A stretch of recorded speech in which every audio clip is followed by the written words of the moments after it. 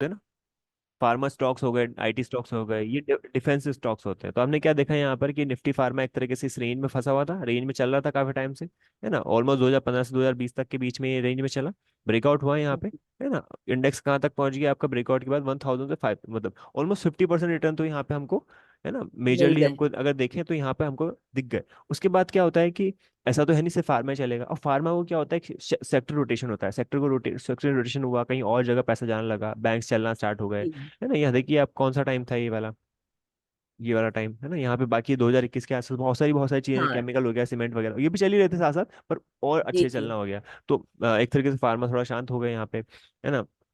Results वगैरह भी cope up करने होते हैं कि अर्निंग्स कैसी आ रही है, अर्निंग्स अच्छी नहीं आएगी तो उसके बेसिस पे नहीं भी चलेगा। उसके बाद फिर से ब्रेकआउट होता है यहाँ पे, है ना। ये वाला अगर जी। देखोगे आप, थोड़ा सा मैं क्लीन करता हूँ चार्ट को, यहाँ पे अगर आप देखोगे तो ये फिर से यहाँ पे ब्रेकआउट होता है। कहाँ पे हुआ है ब्रेकआउट ये, हुआ कितना टाइम पे हुआ, मई 2023 के 22 आसपास। मई 23 पे। हम्म। पूरी रैली जो स्टार्ट हुई है वो अप्रैल और मई के बीच में ही हुई है। जितने भी आप स्ट्रक्चर जी देखोगे, जितने भी आप स्टॉक के स्ट्रक्चर में चेक करोगे ना, चाहे निफ्टी के हो या मिड कैप के हो, वहाँ पे अप्रैल मई में ही अपना यहाँ पे फ्रेश इन्वेस्टमेंट आना स्टार्ट हुआ है। ज्यादातर जून और अगस्त भी ऐसे हुए हैं, कुछ पर्टिकुलर स्टॉक्स में देखोगे तो वहाँ पे ऐसा हुआ है ना। पहले जो प्रेफरेंस हुई है वो अपना मार्च अप्रैल, मार्च से फिर भी ठीक है, अप्रैल मई में ही पैसा स्टार्ट हुआ है, फ्रेश इन्वेंट्री, मतलब जो एफ आई ने या डी आई ने इन्वेस्टमेंट स्टार्ट किया वो वाला। हम्म। यहाँ से आप देखो 29 मई वाला स्टार्ट हुआ, है ना। अब यहाँ से ये पूरा का पूरा रेंज चल रहा है। अब जैसे मैंने ये वाला पैटर्न नहीं बताया आपको, पैटर्न कौन सा होता है ना, जब हम पैटर्न के बारे में पढ़ेंगे तो पैटर्न के बारे में समझ जाएंगे। पर आपने ये चीज देख ली ना कि यहाँ पे ब्रेकआउट हुआ है, एक रेंज जी बाउंड सर। मार्केट था, रेंज हुआ, रेंज ब्रेक करके अपसाइड चला हम्म गया, है ना। हम्म। तो अब हम सर अब ये क्या फ्लैग पैटर्न है? हाँ, ये फ्लैग पैटर्न है, आप पकड़ दो, हमें पढ़ा नहीं है, पर अभी मैं बताऊंगा, ये फ्लैग पैटर्न बना हुआ है यहाँ पे, जी है जी ना। तो अब देखो ये चीज है कि हमको कैसे एंट्री लेनी है। अब आपने कहा कि हम पूरे निफ्टी फार्मा को कैसे बाय कर सकते हैं, तो अपन यहाँ पे जो अपने ईटीएफ होते हैं फार्मा 20 करके, वो जी। अपन ले सकते हैं। तो फार्मा 20 को देखते हैं अपन, अब वहां पे तो मुझे डेट मिल चुकी है, तो यहाँ पे अपन को डेट मिल जाएगी ना। अपन 20 को नहीं देखेंगे, अपन देखेंगे अपने इंडेक्स को। अब देखो, बिल्कुल। है ना, अब देखो यहाँ पे ये निफ्टी मैंने सर्च करा, है ना, निफ्टी सर्च किया तो कौन कौन से निफ्टी 50, तो हमारा निफ्टी बैंक निफ्टी निफ्टी, ये तो सब में हमें ट्रेडिंग वगैरह होती है ना। बाकी से निफ्टी आईटी हो गया, है ना। तो आईटी 20 सर्च करो कि है कि नहीं, आईटी आईटी में कब ब्रेकआउट हो रहा है ये भी चेक करो। फार्मा में कब ब्रेकआउट हो रहा है, ऑटो में कब ब्रेकआउट हुआ है ना, ऑटो में ब्रेकआउट कब हो रहा है। निफ्टी 500 हो गया, है ना, निफ्टी की जो टॉप 5 कंपनीज होती है। निफ्टी मेटल हो गया, तो मेटल में देखो, मेटल में कहाँ ब्रेकआउट हो रहा है, एफएमसीजी में कब ब्रेकआउट हो रहा है ना। मिड कैप 100, पीएसयू, सबके चार्ट देखने जरूरी है। उससे क्या पता चलेगा, पर्टिकुलर स्टॉक्स के बारे में पता चलेगा कि पर्टिकुलर स्टॉक्स कौन सा है जहाँ पे, मतलब पर्टिकुलर सेक्टर कौन सा है जहाँ पे कुछ नया इन्वेस्टमेंट आ रहा है। सेक्टर रोटेशन का पता कहाँ से चल जाता है, यहाँ से मोटा मोटा पता चल जाएगा। वैसे और डिटेल में जाओगे तो और भी चीजें देखने की होती है ना। स्मॉल अच्छा। कैप 100 हो गया, निफ्टी एनर्जी है, निफ्टी मिड कैप 50 है ना, रियल्टी हो गए, Nifty media, Nifty infra, Nifty PSC, Nifty private bank, oil and gas, है ना, निफ्टी स्मॉल कैप 250, है ना, फिंसर टू मतलब 50 रह गया। इनके इन चार्ट में जाएंगे, मतलब फिर 20 में बाद में जाएंगे? हाँ, पहले इन्हीं चार्ट्स को देखना है, उसके बाद उनके बीज चेक करने हैं कि अच्छा इनके बीज अवेलेबल है कि ओके। नहीं है। कई सारे बीज अवेलेबल ओके। नहीं है ना। ऑटो वाला है, जी आईटी जी है, फार्मा है ना, जी और जी। इंफ्रा है ना। तो जो अवेलेबल है उन पे हम करेंगे। निफ्टी बीज है तो वो है, निफ्टी बैंक बीज है ना। तो उन पे हम थोड़ा ध्यान रखेंगे कि अच्छा इनकी अवेलेबिलिटी है तो ठीक है। निफ्टी हेल्थ केयर भी है ना, मिड कैप 150 भी है, निफ्टी लाइफस्टाइल, ये सब आ रहा है ना, 100, एमएनसी ये 200, आ रहा है आ सीपीएससी, रहा है। निफ्टी सीपीएससी करके है। तो ये निफ्टी जूनियर हो गया, मैंने कल बताया था निफ्टी नेक्स्ट 50 को निफ्टी जूनियर वाले जो बेस होते हैं, जी है ना, जी ये जी। पूरे के पूरे। तो ये देखो, ये टोटल मार्केट हो गया ये। अब इनमें ज्यादा वो नहीं है, मतलब कंज्यूमर ड्यूरेबल, तो इनमें क्या है, ज्यादा वॉल्यूम वगैरह भी नहीं है और ये लोग परचेज भी नहीं करते, पर इनके चार्ट्स अवेलेबल है ना। जैसे अभी ये कंज्यूमर ड्यूरेबल का मैंने चार्ट ओपन करा, है ना। तो कंज्यूमर हम्म। ड्यूरेबल का क्या है कि आपको पता चल गया, अरे कि हाँ कंज्यूमर ड्यूरेबल की कौन कौन सी कंपनीज होती है। मैंने चेक करना बताए रखा है आपको, कहाँ से चेक करते हैं हम, हमारे मनी कंट्रोल से चेक कर सकते हैं, मनी कंट्रोल चेक कर सकते हैं, है ना। दूसरी चीज मैंने जी। आपको ये बताई दिया है कि कैसे अपन को सपोर्ट रेजिस्टेंस बनाने हैं, है ना। और फिर ये देखो एक और मेजर जोन आ जाएगा यहाँ पे, है ना, यहाँ पे एक और मेजर जोन आ जाएगा, मतलब मेन मेन जोन। और कंज्यूमर ड्यूरेबल्स ऐसी कंपनीज होती है जो लगातार आपको रिटर्न देती ही देती है, मतलब यहाँ पे पैसा नॉर्मली देती। बनाने वाली चीजें होती है। जैसे कि कंज्यूमर ड्यूरेबल्स की अपन कंपनी सर्च ही कर लेते हैं, चलो एक बार मैं ओपन करता हूँ आपके सामने, जस्ट अ सेकंड। निफ्टी,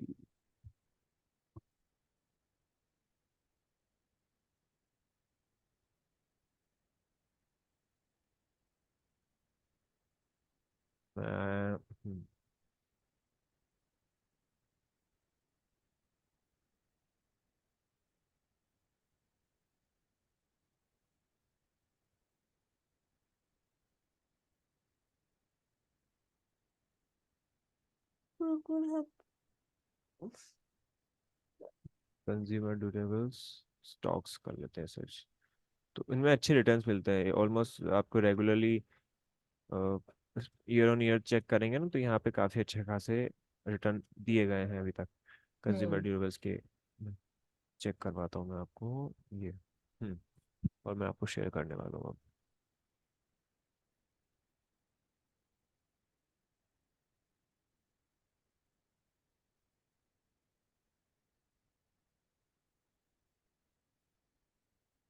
हम्म, तो आप देख सकते हो ये देखो टाइटन हो गया है ना। ये अंबर जी एंटरप्राइजेस हो गया, ब्लू स्टार हो गया। ब्लू स्टार क्या करती है, एसीज वगैरह का है इनका है ना। अंबर का चेक करना पड़ेगा। टाइटन है तो ज्वेलरी बिजनेस में है, वॉचेस में है। डिक्सॉन टेक्नोलॉजी है जी तो डिक्सॉन जो है वो बोट का स्पीकर नहीं आता, बोट का स्पीकर जी जी है ना, वो उनका मैन्युफैक्चरिंग का वर्क है इनका। टीटी के प्रेस्टीज तो पता ही होगा आपको, कुकर आते हैं इसके, जी जी। है ना। और वर्लपूल डेफिनेटली है ना। वॉशिंग मशीन हाँ, आती है, फ्रिज वॉशिंग वगैरह मशीन, आते हैं है हाँ, ना। फ्रिज और वगैरह। एसी भी जी। आता है। वोल्टास है तो एसी है, बाकी फ्रिज वगैरह भी है। हम्म वी गार्ड इंडस्ट्री है तो इसका आई थिंक वायर्स में भी है ये अवेलेबल। और कुछ कुछ और भी प्रोडक्ट्स हैं हम्म इसके, मेरे को एग्जैक्टली याद नहीं आ। रिलैक्सो हम्म फुटवेयर्स में आ जाता है। राजेश एक्सपोर्ट भी आ जाता है ना। कजारे हम्म। सिरामिक्स की जो सिरामिक वो टाइल्स वगैरह है, बाटा इंडिया टाइल्स आ वगैरह जाता है। रहती हैं। हाँ। हेवेल्स अपने वायरिंग और इन सब चीज़ों में आता है। स्विच वायर स्विचेस वगैरह में आते हैं। क्रॉम्पटन की उसके भी जी। कूलर भी आते हैं और बहुत सारी चीज़ें आती है इसकी। ओरिएंट इलेक्ट्रिक, तो ये सारी कंपनी जो होती है ना ये कंज्यूमर ड्यूरेबल्स वाली कंपनीज में आ जाती है ना। अच्छा। तो इससे क्या पता चलता है कि मतलब जैसे जो इनकम बढ़ती है तो कंज्यूमर की जो स्पेंडिंग चीज़ें होती है जहाँ पे है ना, उन चीज़ों में इंक्लूड करते हैं इन चीज़ों। तो कोई ये सब चीज़ें आपको ना समझ में आने लग जाएगी थोड़ा टाइम बाद कि अच्छा ये यहाँ भी कुछ ना कुछ हो रहा है, तो उसको भी थोड़ा नज़र में रखना है अच्छा। हमको, है ना। निफ्टी एनर्जी हो गया, तो एनर्जी वाली हम देखें तो एनर्जी में भी देखो यहाँ पे कब हुआ था ब्रेकआउट। ये देखो ब्रेकआउट हुआ है यहाँ पे। तो हमको क्या करना है वहाँ पे, सिंपली हमको चेक करना है कि अच्छा एनर्जी है तो एनर्जी बीज अवेलेबल है कि नहीं है। ये एनर्जी मैंने सर्च अच्छा। किया और ये बीज मैंने सर्च कर दिया। तो अभी आ जाएगा आपके सामने अगर एनर्जी बीज होगा तो। नहीं है, एनर्जी बीज करके नहीं है। या कुछ और हम्म। नेम से हो सकता है। नॉर्मली क्या होता है कि एनर्जी बी करके है क्या कुछ, नहीं है ना। मैंने ऐसे ऑटो ऑटो का मैं बताऊं, निफ्टी ऑटो हम चेक करते हैं यहाँ पे। निफ्टी ऑटो चेक करते हैं है ना। तो जैसे कभी भी कोई सेक्टर में रोटेट हो रहा है, कोई भी सेक्टर अगर फ्रेश मोमेंटम दे रहा है, कहीं ना कहीं से ब्रेकआउट वगैरह जी। हो रहा है ना, तो उस केस में अपन रेदर देन पूरे स्टॉक में इन्वेस्ट करें, है ना। जैसे सपोज मैंने कहा था ना कि एज के अकॉर्डिंगली बिल्कुल। हम उन चीज़ों को प्रेफर करते हैं जो हमारे लिए सही है। अगर पूरा सेक्टर चलने वाला है जी तो पूरा सेक्टर को ही पैसा में डाल दो, है ना। Majority of ji. पोर्शन आप वहाँ डालो अपना, अगर पोर्टफोलियो मैनेज कर रहे हो और एक तरीके से आपको नहीं आइडिया है। और ये सेफ होता है, सबसे ज़्यादा सेफेस्ट यही होता है यहाँ पे, है ना। अगर पूरा सेक्टर ही चलने वाले हैं, सारे स्टॉक ही चलने वाले हैं, तो फिर पर्टिकुलर स्टॉक्स को प्रेफर करो। अब देखोगे यहाँ से हम देखेंगे तो मई 2030 के आसपास, यहाँ से 2023 के आसपास से अब तक देखोगे तो 40% के रिटर्न है, विच इज़ 40%, वेल, बिल्कुल। है ना। बहुत अच्छे होते हम्म। हैं 40% के रिटर्न। हाँ, तो ये चीज़ एक अच्छी है। तो और किसी पर्टिकुलर स्टॉक को आप ले लोगे, टाटा मोटर ले लिया, आयशर ले लिया, मारुति ले लिया, अब वो नहीं चला तो। हाँ, नहीं चलते हैं ना सर, कभी क्योंकि कभी अभी तो बजाज ये ऑटो, पूरा। बजाज ऑटो और हीरो मोटो कप दोनों चले हैं अभी पिछले कुछ टाइम से और काफी अच्छा मोमेंटम दिया। तो ओवरऑल जी एवरेज निकल के आ जाता है ना। तो अब ऑटो बीज ले सकते हो आप उस केस में, यहाँ पे ऑटो बीज करके, ये ऑटो बीज, ये देखिए। तो ऑटो बीज हो गया यहाँ पे। ये ऑटो बीज सबसे पहले ऊपर आ गया, यहाँ पे मैंने सर्च किया, ओपन किया उसे, और ये देख सकते हो आप। तो इसमें ये चीज़ पता चल जाएगी कहाँ इन्वेस्ट कर सकते थे, है ना। ये अक्टूबर हो गया, ये मई वाला टाइम है, ये अप्रैल में वाला टाइम है। 140 के अराउंड चल रहा जी। था इसका बी, है ना। और यहाँ पे कोई आपको एग्जिट लोड लगाने एक्सपेंस रेशियो नहीं जाएगा, है ना। यहाँ पे कोई म्यूचुअल फंड बिल्कुल। काइंड ऑफ नहीं है, ये एक्चुअली बीज है। पूरा पूरा सेक्टर का ही आपके पास क्या है, एक डिफरेंट डिफरेंट सारी कंपनीज का एक पोर्शन है इसके अंदर, है ना। तो ये स्टॉक के हम्म। नाम से है, मतलब ये इसके नाम सर्च करोगे आप अपने जो भी डीमट डीमट होता है उस पर आप सर्च करोगे, आप खुल के आ जाएगा, इसको आप ले सकते हो, है ना। ऐसे ऐसे ही सारे के सब बिल्कुल। आपको चेक करने थे आप, है ना। उन उन ब्रेकआउट वहां पे हुए ना तो आपको यहाँ पे भी दिख जाएंगे, पर पहले उनको हाँ देखना है ना। निफ्टी जी। निफ्टी है तो निफ्टी आईटी है, तो निफ्टी आईटी पे अपन ने चेक किया। तो ये निफ्टी आईटी मैंने सर्च किया यहाँ पे, निफ्टी आईटी सर्च किया तो कहाँ ब्रेकआउट हुआ था, हमने उसके बारे में बात की। ये सपोर्ट जोन है, ये एक मेजर सब ब्रेकआउट हुआ है यहाँ पे, मान के चलो अपन 28 अगस्त के आसपास हुआ, पर ये सस्टेन नहीं कर पाया, वापस नीचे आ गया। कोई नीचे इशू आ नहीं गया। है। बीज ऐसी चीज है जहाँ पे आप एवरेज भी करोगे ना तो कोई दिक्कत नहीं आएगी, अनटिल अनलेस अगर मार्केट करेक्शन में आ रहा है तो प्रॉब्लम हो सकती है। सपोज करो कि मार्केट अब यहाँ से गिरता गया, आप एवरेज करते गए, है ना, और जब वो रिकवरी लेगा तभी रिकवरी लेगा। बट ब्रेकआउट हुआ है यहाँ पे, जी है ना कुछ, और ब्रेकआउट का मैं अभी और भी समझाऊंगा। ब्रेकआउट होने के बाद उसका रिट्रेसमेंट भी होता है, वो रिट्रेस भी करते हैं, है ना। जैसे कई बार क्या होता है, ये ब्रेकआउट हो गया आपका, है ना, रिट्रेस भी कर देता है, ये रिट्रेस करके वहीं पे आएगा वापस, उसके बाद फिर बाउंस बैक करके अपसाइड मोमेंटम देगा, जी है जी ना। तो जी ये चीजें भी होती है। तो इसको मैं एक बार चेक कराता हूँ कि IT बीज में सर्च करता हूँ, IT यहाँ पे, जस्ट अ सेकंड। तो हम IT बीज भी अगर सर्च करना चाहें,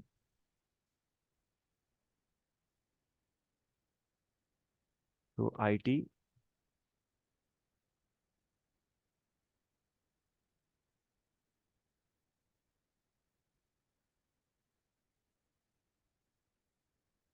जस्ट,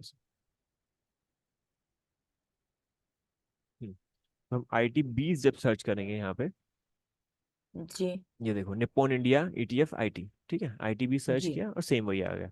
तो आपको यहाँ पता चल जाएगा कि ये ब्रेकआउट होने की कोशिश की थी, 35 अराउंड, है ना, वापस नीचे आया 32। आपको क्या लगता है फ्यूचर में IT का ग्रोथ अच्छा है ना। बिल्कुल हाँ। ये जो मैं एसेट बता रहा हूँ ना, ये बहुत सेफेस्ट जगह होती है जहाँ पे आपको ना ज़्यादा हम्म प्रॉब्लम नहीं आएगी, जहाँ रिस्क नहीं होगी, है ना। मतलब एक तरीके से बहुत ही one of the easiest way to make money, one of the बिल्कुल easiest make to make money. मतलब अगर म्यूचुअल फंड भी आप बाय करोगे ना तो वहाँ ही बहुत ज्यादा लोग सोचेंगे अरे कौन सा लें क्या लें, है ना। तो निफ्टी बीस हाँ। तो बहुत सेफ है, ये तो है ही सही, बट यहाँ पे जिस हिसाब से बता रहा हूँ ना बहुत सेफ है, बहुत ज्यादा easiest way to make money. तो यहाँ पे क्या पैसा भी उतना ही बनता है, ज्यादा नहीं बनेगा, एग्रेसिव नहीं है अच्छा। अप्रोच यहाँ पे। बट हम क्या है कि उस केस हम्म। में जब लग रहा है कि पूरा सेक्टर चलने वाला है तो मेजोरिटी ऑफ चंक आप कहाँ डाल सकते हो, ऐसी ऐसी जगह पर डाल सकते हो ऐसी आपका। जगह पे डाल अब सकते हैं। यहाँ पे परसेंट ऑफ रिटर्न भी देखेंगे तो देख सकते हो आप, यहाँ मिड से भी देखोगे 34 के आसपास से भी देखो तो 15%। 15%। टॉप देखें, मतलब 18% का टॉप बना, वहां तो नहीं निकला, और अभी भी लोग इसको एक तरीके से देखेंगे ही सही, यहाँ पे मोमेंटम अपसाइड मिलेगा तो हम्म। इसको होल्ड ही करेंगे उस केस में, है ना। तो ये सब चीजें अपन को जी यहाँ पे समझ में आती है, ठीक है। इसके अलावा अपन और देखते हैं यहाँ पे निफ्टी, ये निफ्टी मैंने सर्च किया, निफ्टी फार्मा ऑटो की बात करी, निफ्टी मेटल की बात करता हूँ तो मेटल बीस करके सर्च करता हूँ, देखिए मेटल बीस, सबके बीज अवेलेबल नहीं है जितना मेरे को ध्यान है। हाँ, यहाँ नहीं है इसका मेटल बीस करके, ठीक है। तो जिसके बीज अवेलेबल है उसमें अपन काम कर ही सकते हैं, और बाकी सॉफ्ट सेक्टर का देख सकते हैं अपन यहाँ, जैसे मेटल है, निफ्टी मेटल, तो मेटल सर्च किया हमने यहाँ पे, जी यहाँ पे ये मेटल सर्च किया और 6834 के आसपास यहाँ पे देखो ये ब्रेकआउट हुआ कौन से टाइम पे, 28 नवंबर के आसपास। एक सेकंड ना, थोड़ा कॉल आ रहा है, मैं पिक कर लेता हूँ। बिल्कुल बिल्कुल।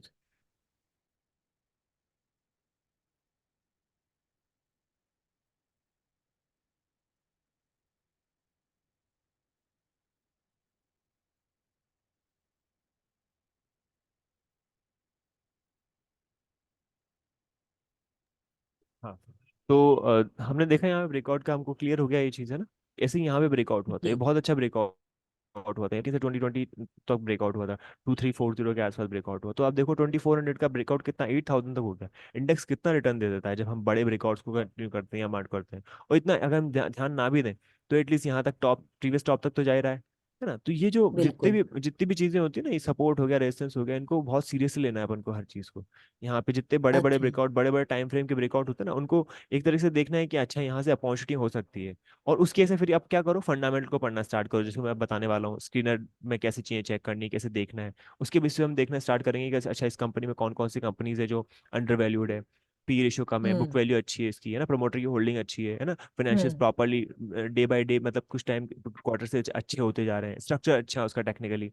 बहुत डिटेल में जाने की जरूरत नहीं होती है, हम टेक्निकल को ज़्यादा प्रेफरेंस देते हैं, फंडामेंटल को बाद में देता हूँ मैं पर्सनली। और फंडामेंटल भी बहुत इंपॉर्टेंट होते हैं, पर हम जब पता चल रहा है कि फंडामेंटली ये कंपनी अच्छा कर रही है और टेक्निकली रिप्रेजेंट कर रही है, दिख रहा है चार्ट्स पे, तो फिर उसको मैटर हम वहाँ पे प्रेफर करते हैं। तो ये ब्रेकआउट के टाइम पे ना टाटा स्टील भी अच्छा चला था, इंडाल्को हो गया, ये सब हो गया। और ये कौन सा है, ये नवंबर अक्टूबर 20 वाला टाइम है, तो यहाँ से सारे सब लोगों ने रिकवरी दी यहाँ पे। तो हम अब प्रॉपरली अगर देखें तो अब तक के रिटर्न 227% के रिटर्न है टोटल मिला के, काफी हम्म। अच्छे खासे होते हैं। और अभी भी हम यहाँ पे ब्रेकआउट होने की बात करें यहाँ पे भी, तो 15% के रिटर्न है ना। तो 20 बिल्कुल। अगर नहीं भी हो किसी का तो फिर उस केस में अपन क्या कर सकते हैं, वहाँ पे 20 की जगह उसके स्मॉल कैश को बाय कर सकते हैं। स्मॉल कैश के प्रोडक्ट बने होते हैं कई सारी कंपनीज के, तो वो जी स्मॉल कैश सीधे बाय कर सकते हैं यहाँ पे, है ना। मैं एक बार 20 सर्च के करके देखता हूँ यहाँ पे और कौन कौन सी 20 अवेलेबल है हमारे पास। बैंक हाँ बैंक बीज है, ये तो मेन है, ये तो बिल्कुल फेमस है। निफ्टी बीज हो गया, गोल्ड बीज हो गया। हाँ अगर जी जी। आपको गोल्ड परचेज करना हो तो आप गोल्ड बीज सीधे ले सकते हो, है ना भाई। अच्छा। मतलब वो उसको ना आज से 5 साल बाद हमको कोई ना कोई घर में फंक्शन होगा या कोई प्रॉब्लम, मतलब कोई भी हमको फैमिली में शादी होगी या जो भी चीजें होगी, हमको गोल्ड रखना चाहिए, है ना। गोल्ड का अभी प्राइस रहता है और हम आप घर पे रख सकते हैं, तो उस केस में आप गोल्ड भी परचेज कर लो, है ना। जब आपको लगे कि अच्छा। हमको फिजिकल में लेना है, सेम प्राइस आप गोल्ड में वहां पे ले लो, वही सेम आप निकालोगे तो उसमें कोई ज्यादा चार्जेस वगैरह लगेगी नहीं, बस जो आपका टैक्स वगैरह कटता है वो कटेगा। और अगर वो आप सीधे फिजिकल में रखना पसंद करोगे तो उस केस में क्या दिक्कत है कि वही है, सेफ्टी वाला इशू हो सकता है। कहाँ से ले रहे हो, बिल्कुल कितना ले रहे हो और कितना रखोगे आप घर में, एक होता है ना सर्टेन, वो भी होता है कि इतना ही ठीक बिल्कुल। है, इससे ज्यादा बिल्कुल। रखना भी सही नहीं है। तो उस केस में आप गोल्ड बीज जैसे एसेट्स पर ध्यान रख सकते हो कि अब जैसे गोल्ड बीज हो गया, ये गोल्ड भी चलता रहता है, तो आप यहाँ पे डायरेक्टली गोल्ड में इन्वेस्टमेंट कर रहे हो, मतलब ये मान के चलो ऐसे। ये अच्छा ब्रेकआउट ऐसा हुआ, है। हाँ, तो ये देखो यहाँ पे 20% के आसपास का प्लस मोमेंटम चल गया है ना। जितने भी से लग रहा है आपको कि यहाँ पे भी गिर गया काफी गोल्ड, तो गोल्ड लेना चाहिए। तो गोल्ड लेने की जगह आप निफ्टी बीज ले लो, ये गोल्ड बीज ले लो यहाँ से, गोल्ड बीज परचेज अच्छा। कर लो। हाँ, तो ये इसके सोवरेन गोल्ड बॉन्ड्स भी होते हैं जो कि गवर्नमेंट के होते हैं, गवर्नमेंट अच्छा। निकालता है, पर उनमें लॉक इन वगैरह का केस होता है, पर वो हर आपको ईयरली अराउंड 2-2.5% के आसपास रिटर्न भी देते हैं अपने उस पे। बट यहाँ पे आपको गोल्ड जब बढ़ ही रहा है तो उसमें बेनिफिट है ही सही, उसमें लॉक इन वाला प्रॉब्लम होता है, इसमें लॉक इन वाला हम्म। प्रॉब्लम नहीं है। आपको जब मन करे आप एग्जिट कर दो, आपको दिख रहा है 10% का रिटर्न मिल रहा है मेरे को गोल्ड में, 10% मेरे को मिल रहा है यहाँ जी पे जी। तो निकाल दो आप और वहाँ फिर पे, से कर लो, फिर से फिर से ले निकाल लो। लो। गोल्ड तो वैसे भी रेंज में चल बिल्कुल ही रहा है बिल्कुल। पिछले 3 साल से, हम्म। पिछले 3 साल से गोल्ड रेंज में चल रहा है यहाँ पे। तो अब आपको लगता है कि यहाँ से हम्म। और बढ़ेगा ही गोल्ड, और जो कि बढ़ ही रहा है अभी तक तो, है ना, बढ़ जब से ही आपको, रहा है वो। हाँ। तो वहाँ पे आप गोल्ड को प्रेफर कर सकते हो। कई लोग सिल्वर की भी बात करते हैं कि सिल्वर में हम क्या करें, सिल्वर में भी एक तरीके से बाइंग आ सकती है, तो सिल्वर बीज बाय कर लो। सिल्वर बीज भी अभी कुछ टाइम पहले ही इन्होंने लॉन्च किए थे।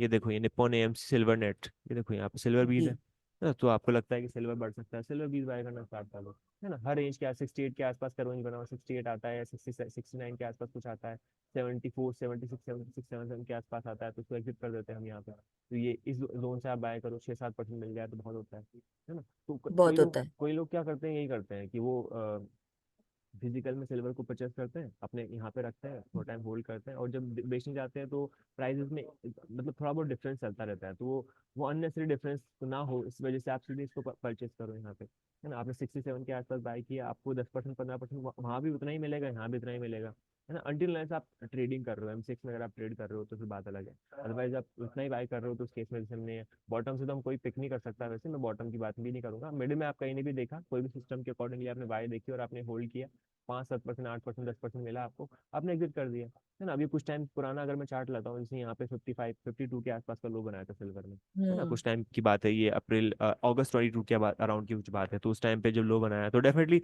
लो पे अपन बाय नहीं कर सकते, पर हम 55 60 50 से 58 के आसपास अगर बाय भी करते हैं उस टाइम पे, सिल्वर 20 को हम बाय करते हैं, तो अभी तक आप रिटर्न देखो यहाँ पे 32% के रिटर्न है। बिल्कुल।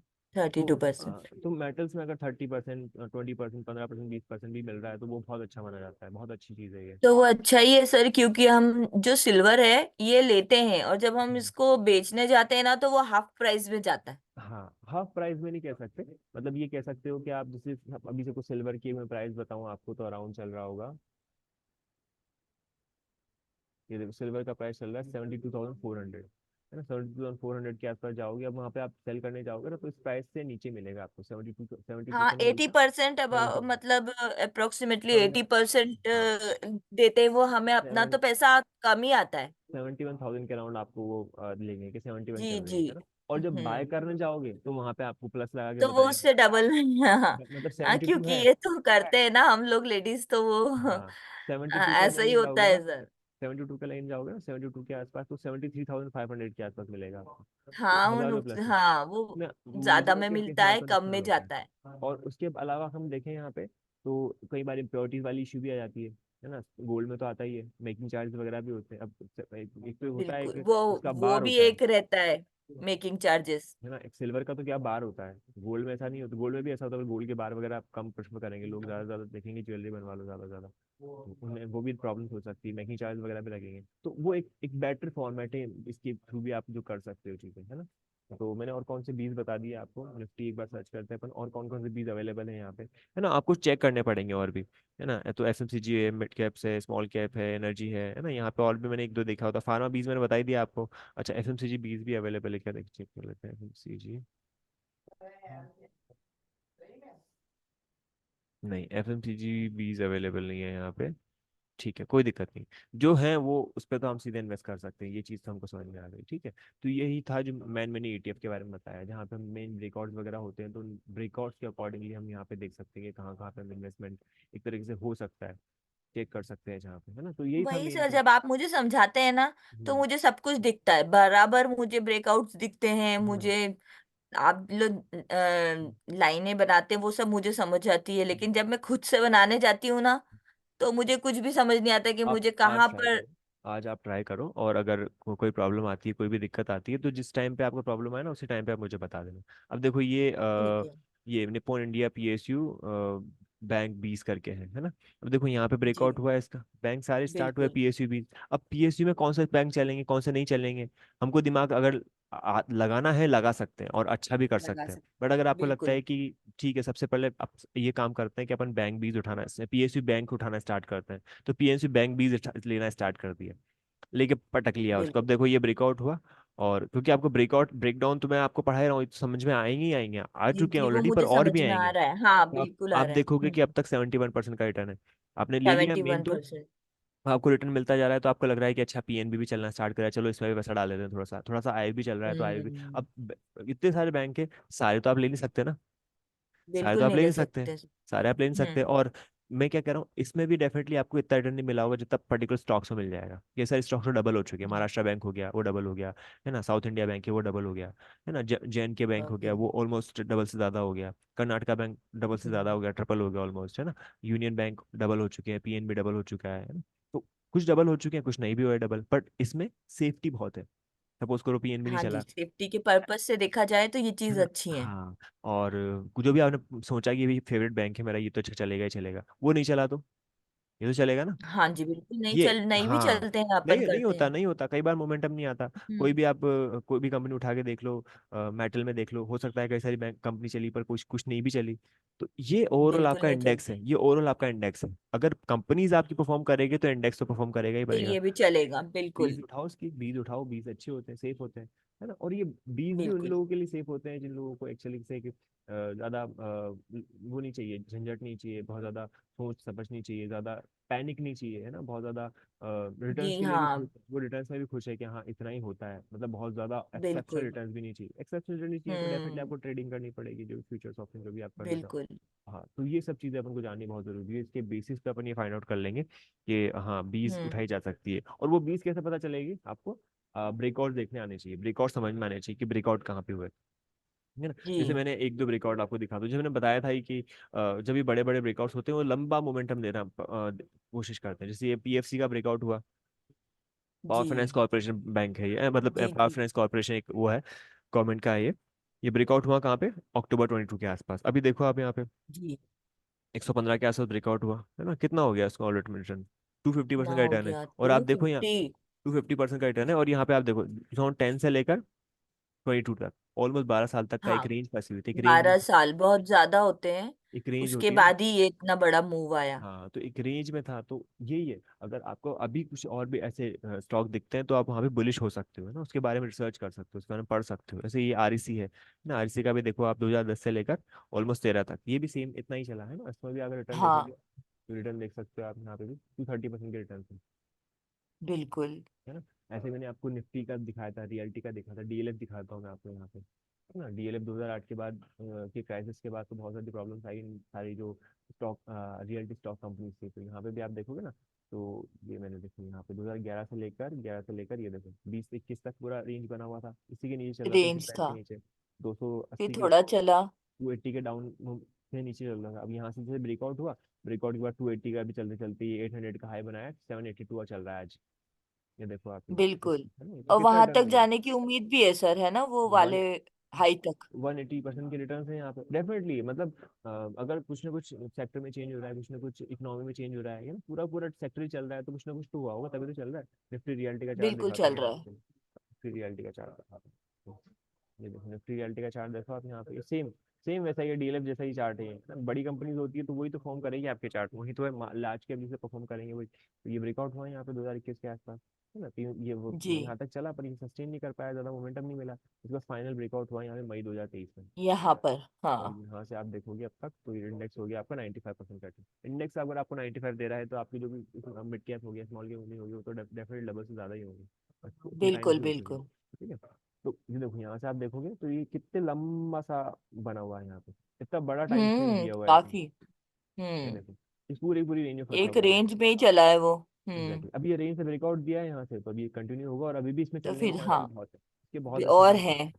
प्रॉब्लम बस वही बिल्कुल। आ जाती है कि हम फ्रेश एंट्री करें किस बेसिस पे, तो स्मॉल एक स्टॉप लॉस देखना होगा आपको, स्मॉल एक मौका देखना पड़ेगा कि हाँ यहाँ से अब गिर रहा है थोड़ा सा, मोमेंटम आगे फिर ये रिकवरी लेगा तब हम यहाँ पे मौका उसको कैप्चर करेंगे और उसके अकॉर्डिंगली हम वहाँ पे ट्रेड वगैरह जो भी करेंगे वो समझेंगे। ठीक है, ये सब अच्छा। चीजें जाननी बड़ी जरूरी होती है, तो इसलिए हम ब्रेकआउट ब्रेकडाउन इन सब चीजों पे काम करते हैं ताकि हमको एक एग्जैक्टली आइडिया लग सके कि कहाँ पे कौन से जोन के आसपास क्या क्या चीजें अप्रोच होती है, कहाँ पे फ्रेश इन्वेस्टमेंट आ रहा है, कहाँ पे फ्रेश बायर्स या सेलर्स का क्या मोमेंटम है। तो ये ब्रेकआउट्स वगैरह आपको आपको आने चाहिए, सही वाला ब्रेकआउट मोमेंटम कंटिन्यू हो गया। सिस्टम के जी बेसिस पे जी। कैसे करना है वो तो मैं आपको सिखाऊंगा। प्राइस एक्शन के जी बेसिस जी। पे कैसे करना है वो हम यहाँ पे पढ़ते रहते हैं। और इसको मैन्युअली जितनी आप प्रैक्टिस करोगे ना उतना ज़्यादा आप अच्छे से परफॉर्म करोगे, कि मतलब अच्छे से आप उसको कैप्चर कर पाओगे, देख पाओगे कि हाँ यहाँ कुछ हो रहा है। जी जल्दीबाजी में भी जी। एग्जिट नहीं करना। अब जैसे आईआरबी इंफ्रा पूछते हैं लोग, या मैं पर्सनली भी बताता हूँ, तो आईआरबी इंफ्रा में क्यों बुलिश है, बिकॉज ये आप देखोगे आईआरबी इंफ्रा का चार्ट अगर आप चेक करोगे यहाँ पे, तो ये आईआरबी इंफ्रा का चार्ट, ये मंथली चार्ट अगर मैंने ओपन किया तो मंथली चार्ट में आप देख सकते हो यहाँ पे, है ना। ये देखो 5-6 रुपए से लेकर ये 28 के बीच में कितनी बार आया है ना, और अब यहाँ फाइनल हाँ जी। ब्रेकआउट दिया है तो इसके मोमेंटम है, तो आराम से हम ये सोच सकते हैं कि यहाँ से रिटर्न तो डबल हो ही जाएंगे। 28 का डबल स्टॉक हो है, जाएंगे। 60 तो चला ही बिल्कुल। जाएगा, है ना। और एंट्री भी हमारी हम्म। ऑलमोस्ट यही थी, 30 के अराउंड कुछ एंट्री थी, अच्छी खासी एंट्री थी, बड़े अच्छा यहाँ पे मोमेंटम मिल रहा है। तो ऐसे स्टॉक्स और ऐसी स्ट्रक्चर्स को आप एक बार चेक करना स्टार्ट करो, ऐसे स्ट्रक्चर को ढूंढो कि यहाँ पे कहाँ कहाँ मौका मिल रहा है, कुछ ना कुछ अगर है तो कैसे उसको कैप्चर किया जा सकता है, ये सब चीज़ें। ठीक है सर। हम्म। तो हाँ इन चीज़ों के ऊपर मैं बात करने वाला हूँ, किया मैंने। और देखो हम निफ्टी में भी देखेंगे तो ऑयल कंपनी अच्छे कर रही है आज, आईओसी बीपीसीएल वगैरह, है ना। मारुति में थोड़ी सी स्ट्रेंथ है, बाकी कोई ऐसा स्टॉक नहीं है जहाँ पे उसको कुछ खास में बात कर सको। बैंक्स में थोड़ा मोमेंटम था कल के रोज, आज अभी हम देखें तो बैंक निफ्टी निफ्टी दोनों ही थोड़े से मतलब ऑलमोस्ट वीकनेस सी है थोड़ी सी यहाँ पे। मतलब वैसे ओवरऑल तो वीकनेस नहीं है ये, बट थोड़ा सा मूव रहता है जैसे ही ब्रेकआउट वगैरह होते हैं, तो एक बार देखना पड़ेगा कैसे क्या सिनारियो बनता है यहाँ पे, है ना। बैंक निफ्टी में इतनी अच्छा। वीकनेस नहीं है बिकॉज बैंक निफ्टी एक तरीके से ब्रेकआउट देकर ही निकली है यहाँ से, ये ब्रेक किया है इसने तो थोड़ा सा मोमेंटम होने के चांस के ज़्यादा अच्छे से है ना। मिड कैप स्टॉक दिखाता हूँ मैं आपको, है ना। कितना टाइम बचा है, चार तीन जी। चार मिनट में दिखाता हूँ मैं कि कहाँ कहाँ पे कुछ ना कुछ हो रहा है ये। तो जील वगैरह मूव है, आईसीआई सिक्योरिटीज है, पॉलीकैब गिर गया था वापस रिकवर ले रहा है, गुजरात कैसे मोमेंटम है, आइडिएफसी सर वो होल्डिंग। रेन इंडस्ट्रीज के बारे में बताइए ना प्लीज, वो मैंने ले लिया है। कौन सा अब कौन सा मुझे लगता है कि मैंने उसको डाउन ट्रेंड में ले लिया है। कौन सा रेन इंडस्ट्रीज। Rain industry. हाँ रेन इंडस्ट्री हम देखें तो रेन इंडस्ट्री आप चेक कर सकते हो यहाँ पे। रेन इंडस्ट्री 149 के अराउंड कुछ चल रहा है ये। और डेली चार्ट्स में हम देखें, हाँ अगर ये आपके प्राइस के ऊपर निकल आता है तो निकाल देना, कुछ ज़्यादा स्ट्रक्चर खास नहीं है इसका। ये देखो हाँ वॉल्यूम जी नहीं है सर, यहाँ वो पे, है मेरे ना। को लेने के बाद कुछ में लगा कि खास मैंने कुछ कुछ गलत कुछ कर खास लिया है। वॉल्यूम कुछ खास वॉल्यूम नहीं है, थोड़ा बहुत भी पैसा हम्म। मैंने तो निकाल देना है इसको। तो बेटर नहीं है कि कुछ और अच्छा दिखेगा तो वहाँ हम देखेंगे, है ना। बिल्कुल बायोकॉन, हाँ। बायोकॉन की मैंने बताया था, बायोकॉन में ब्रेकआउट हुआ है ना, ब्रेकआउट हो चुका है, तो इसमें आप नजर रख सकते हो, ये स्टॉक अच्छा चल सकता है यहाँ से। ये देखो ऑलमोस्ट 2020 से लेकर 2023 तक मोमेंटम ही नहीं आया है इसमें, है ना। जब ये गिरावट आई उसके बाद रिकवरी जरूर आई, उसके बाद मोमेंटम नहीं आया, तो ये ब्रेकआउट है, ब्रेकआउट सस्टेन कर सकता है, हो सकता है टारगेट तो मतलब काफी अच्छे target achieve expect except expect कर रहा हूँ मैं, बट फिर भी यहाँ से मोमेंटम मिलना चाहिए इसे। जब भी मौका मिले अब आप इसमें एंट्री ले सकते हो इस स्टॉक को, स्टॉप लॉस भी छोटा है ना। तो ये सब चीज़ें, और मिड कैप में भी देखें तो मिड कैप में भी थोड़ी सी वीकनेस है कुछ स्टॉक्स में ज़्यादा, और कुछ ऐसा स्टॉक जो आईटीआई करके है, तो ये तो बहुत ही अच्छा है, जैसे इसमें मेरे से पर्सनली मिस हुआ था ये स्टॉक, बिकॉज इसमें जो ब्रेकआउट था ये ब्रेकआउट यहाँ पे था। ये अब देख सकते हो 2020 से लेकर 2023 के बीच में ये रेंज बनी हुई है इसकी, है ना। ये देखो ये मैंने ट्रायंगल फॉर्मेशन बना हुआ है, ट्रायंगल हम नहीं भी देखें तो भी आपको क्लियरली विजिबल हो जाएगा। ये देखो ये वाला पे 2017 से लेकर 2021 तक बनी बिल्कुल। हुई रेंज, रेंज हाँ बनी हुई बनी है है ना ना। सर, ये और देखो वो अब ये कितना लंबा गया है फिर। 121 से 366, और आप देखो एक महीना, 2, 3, 4, 5 5 मंथ्स के अंदर अंदर, 5 महीने में 5 मंथ्स उसने के अंदर डबल अंदर टिक। 167% के रिटर्न है यहाँ पे इसके, बहुत एक्सेप्शनल रिटर्न हम्म। होते हैं। तो इसलिए ब्रेकआउट जो होते हैं, ब्रेकडाउन जो होते हैं ना, ये बहुत इंपॉर्टेंट होते हैं। इनको कभी नेगलेक्ट नहीं करना, कभी सोचना नहीं कि अच्छा मिल गया बहुत हो गया, नहीं, बहुत कुछ चल सकता है। उन कंपनी के बारे में पढ़ो, उसके बारे में कंपनी में जानो, उसके जितने फंडामेंट्स वगैरह सब चीज़ों का ध्यान रखो, तो आपको अच्छा खासा एक रन अप मिल सकता है उस कंपनी का। ठीक ठीक है। है, तो ये सब चीज़ें बनने इसका हमने देखी। अब कोई पर्टिकुलर स्टॉक तो ऐसा कुछ खास दिख नहीं रहा है, तो मैं आपको बताऊंगा नहीं। कुछ और भी डाउट्स वगैरह हो तो आप पूछ सकते हो मेरे से।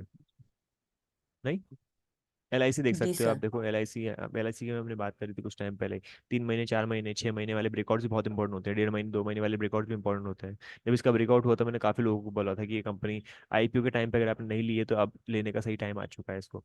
यहाँ पे आप देखो अच्छा। वीकली चार्ट्स पे आसपास, आप नहीं थे उस टाइम पे शायद, हाँ हाँ, नवंबर में नहीं ज्वाइन नहीं किया मैं था नहीं आपने। थी सर, नहीं नहीं। हाँ, ये ब्रेकआउट हुआ था यहाँ पे 630, 660 के आसपास की एंट्री थी इसमें, है ना। ये ब्रेकआउट हुआ, ये इन्वर्टेड हेड एंड शोल्डर बोलते हैं इसको वैसे, है ना। मैंने अभी वो पढ़ाया नहीं है जी आपको, सर। मैं बताऊंगा आपको इसको। हाँ सर, ये सब मुझे समझ आता है, लेकिन इनका क्या है, यूज पर कैसे, वो हाँ, आपके समझाने से यूज धीरे धीरे मुझे आ रहा है समझ यूज में। यूज यूज करने करने करेंगे ना तब आ जाएगा। इसमें ये देखो ब्रेकआउट हुआ, सिक्स ठीक है। एट्टी का स्टॉक ही 900 हो गया। और ये बहुत अच्छी बड़ी कंपनी है इंडिया में। ऑलमोस्ट सबसे ज्यादा भरोसा अगर किसी कंपनी इस पे तो है, तो वो कौन कौन सी, SBI है, इन्फोसिस है, जी। LIC है, IRCTC है। LIC। गवर्नमेंट की जो PSU बैंक्स हो गए, PSUs हो गए, उन पर तो भरोसा होता है सबसे ज्यादा।